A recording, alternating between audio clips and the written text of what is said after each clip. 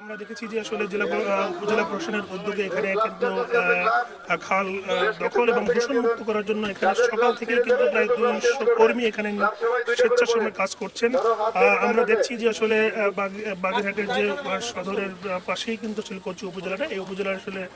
নদী বন্দর এলাকা, এখানে 6টি নদী কিন্তু এখানে দখলমুক্ত করার জন্য যে উদ্যোগটা নিয়েছে, এখানে অনেকে কিন্তু স্বাগত জানিয়েছে। আমরা যদি দেখাই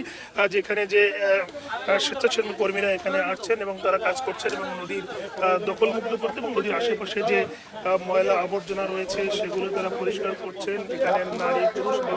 এবং যেখানে স্বেচ্ছাসেবী রয়েছে, এখানে বাজার কমিটির লোকজন রয়েছে, এখানে রাজনৈতিক কিছু লোকজন রয়েছে, এছাড়া বিভিন্ন গ্রুপের লোকজন এখানে কিন্তু অংশগ্রহণ করছে দলে। আমরা দেখতে পাচ্ছি যে আসলে